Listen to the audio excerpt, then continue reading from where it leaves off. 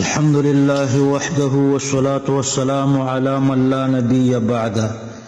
په سفر کې که د سنتو کول ممکن و نو کولی پکار دي او د دې لپاره زموږ سره ډیر دلایل دي. یو څو احادیث به د الله پاک په توفیق باندې په نن درس کې درته ذکر کم. اول حدیث عن البراء بن عازب رضي الله عنه قال صحبت رسول الله صلى الله عليه وسلم 18 سفرا فما رأيته ترك الركعتين إذا زاغت الشمس قبل الظهر. المدونة الكبرى جل اول صفحه یوسل او یوش. حضرت براء بن عازب رضي الله عنه فرمای چې زه په 18 سفرونو کې د رسول الله صلی الله علیه وسلم سره وم نو ما په هیڅ سفر کې هم نه دی لیدلی چې د زوال نه مخکې 2 رکعاته پریښي وي د ماسپښین نه مخکې. نو دا 2 رکعاته سنت زواید پیغمبر علیه السلام نه دی پریښي. عن ابن عمر أنه قال صليت مع رسول الله صلى الله عليه وسلم 4 وليس بعدها شيء وصلى المغرب 3 وبعدها 2 وقال هي وتر النهار ولا تنقص في سفر ولا حضر وصلى العشاء 4 وصلى بعدها 2 قال وصلى في السفر الظهر 2 وصلى بعدها 2 وصلى العصر 2 وليس بعدها شيء وصلى المغرب ب3 وبعدها 2 وصلى العشاء 2 وبعدها 2. تحویج الاول صفحه 243. یعنی حضرت عبدالله ابن عمر رضی الله عنهما فرمای چې ما د رسول الله صلی الله علیه وسلم سره په حضور کې د مازیګر 4 رکعات المنځ وکړو او د دین وروسته هیڅ نو او د ماخام المنځ 3 رکعات وکړو او د دین وروسته 2 رکعات سنت وکړل او به فرمایل چې دا د ورځې وتر دي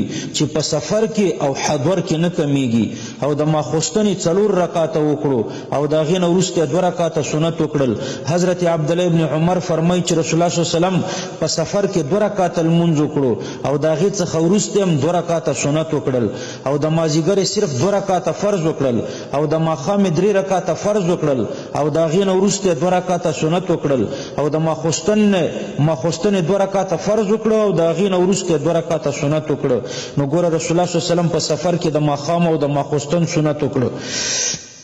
وعن ابن عمر رضي الله عنهما قال صليت مع النبي صلى الله عليه وسلم في الحضر والسفر فصليت معه في الحضر 4 وبعدها 2 وصليت معه في السفر الظهر 2 وبعدها 2 والعصر 2 ولم يصلي بعدها شيء والمغرب في الحضر والسفر سواء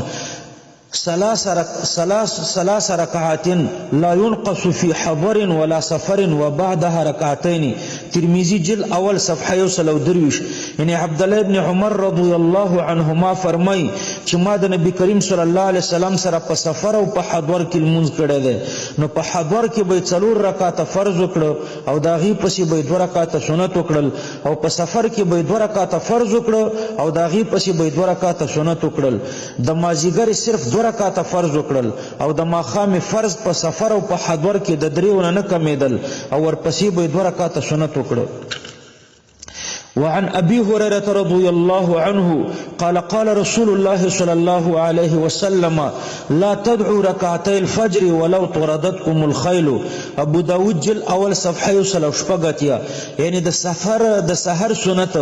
په هیڅ حال کې سفر کې حضر وي نو می پرې دی اگر چې اسونه موشړي د خولان نیم کی. عن عبد الله بن الرباح الانصاري حدثنا ابو قتاده ان النبي صلى الله عليه وسلم كان في سفر له فمال النبي صلى الله عليه وسلم وملت معه فقال انظر فقلت هذا راكب هذان راكبان هؤلاء 3 حتى صرنا 7 فقال احفظوا علينا صلاتنا يعني صلاة الفجر فضرب على آذانهم فما أيقظهم إلا حر الشمس فقاموا فصاروا هنية ثم نزلوا فتوزؤوا وأذن بلال فصلوا ركعتي الفجر ثم صلوا الفجر وركبوا فقال بعضهم لبعض قد فرطنا في صلاتنا فقال النبي صلى الله عليه وسلم إنه لا تفريط في النوم إنما التفريط في اليقظة. الحديث أبو داود جل اول صفحه 9 یعنی حضرت عبدالله ابن رباح الانصاری فرمای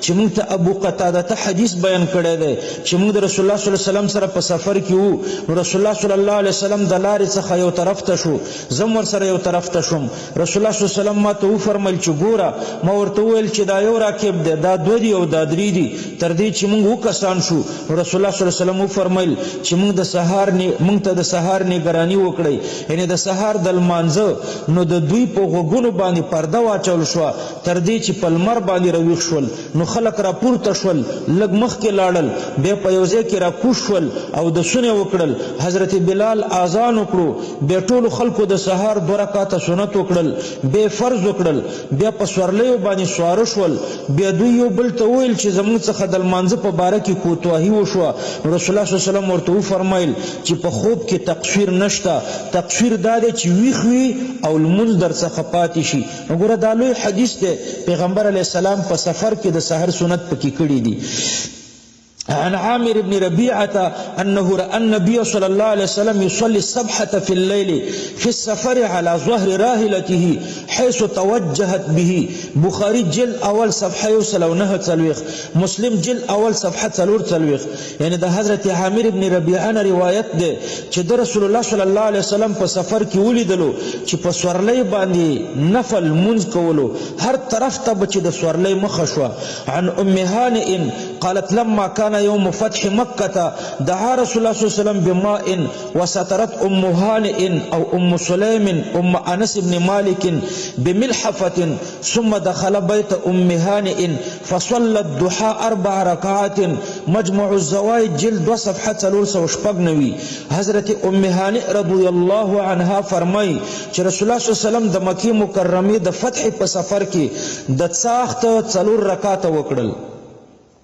عن ابن عباس رضي الله عنهما قال قد فرض لرسول الله صلى الله عليه وسلم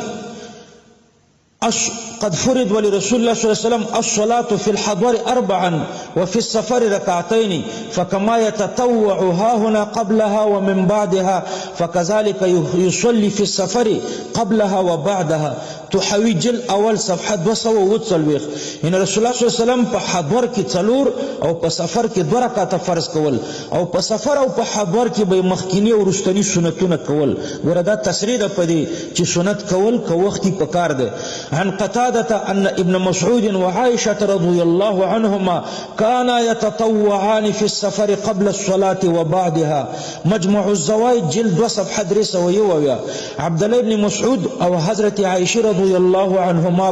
په سفر کې د فرضونو مخکینی او رستنی سنتونه کول نو قال الامام الترمذي ثم اختلف اهل العلم بعد النبي صلى الله عليه وسلم فرأى بعض اصحاب النبي صلى الله عليه وسلم ان يتطوع الرجل في السفر وبه يقول احمد واسحاق ولم ير طائفة من اهل العلم ان يصلي قبلها ولا بعدها ومعنى من لم يتطوع في السفر قبول الرخصة ومن تطوع فله في ذلك فضل كثير وهو قول أكثر أهل العلم يختارون التطوع في السفر ترمذي جل أول صفحة 130 یعنی د رسول الله صلی الله علیه وسلم نو وروسته د اهل علم په دې کې اختلاف راغلو د رسول الله صلی الله علیه وسلم د بعضی صحابه په نیز په سفر کې نوافل کولی شي او دا مذهب د احمد او د اسحاق رحمهم الله ده او بعضی علما فرمایي چې د فرضي لمونځ نه مخکې او وروسته نوافل نه دي پکار د دوی د خبرې معنا دا ده چې نه کول رخصت ده او که چا وکړل نو د هغوی دپاره غټ ثواب ده او دا قول د اکثر علماو ده چې په سفر کې د نوافلو او د سنتو کول پکار دي امام نووي رحمه الله فرمای چې په دې د ټولو علماو اتفاق دی چې مطلق نفل په سفر کې مستحب دي البته د سنتو په باره کې اختلاف دی حضرت عبدالله ابن عمر او نور پریخي دي او امام شافعي رحمه الله او د اصحابو او د جمهور علماو په نیز د دې کول مستحب دي نووي شرح مسلم جل اول صفحه 200 او 240 خو امام احمد ابن حنبل رحمه الله فرمای چې په سفر کې سنت کول باک نه لري حسن بصری فرمای چې د رسول الله صلی الله علیه وسلم صحابه په سفر کې مخکینی او رستنی سنتونه کول او دا د حضرت عمر حضرت علی حضرت ابن مسعود حضرت جابر حضرت انس حضرت ابو ذر او حضرت